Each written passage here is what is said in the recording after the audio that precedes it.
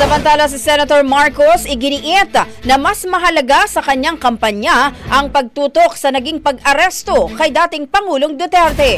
Si Brigada Ann Cortez sa detalye, ibrigada mo! Brigada Live Report.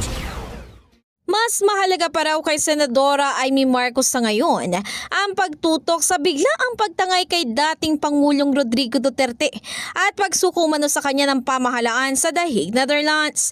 Ani Marcos sa kabilangan ng pangangampanya ay tila mas mahalagang tutukan ng isyong ito bilang napakahalaga nito sa sambayan ng Pilipino, sa mga overseas Filipino workers at mag-isa batas ng Pilipinas. Git pa niya hindi lang tungkol kay Duterte ang usaping ito dahil para rin ito sa soberanya ng bansa. Kasunod nito, muli na namang hindi dumalo ang senadora sa katatapos lang na campaign rally ng Alyansa para sa Bagong Pilipinas. Pero sa kabila nga nito ay sinabi naman ng campaign manager na si Toby Chanco na irerespeto naman nila ang anumang maging desisyon ng senadora sa mga susunod nilang mga campaign rally.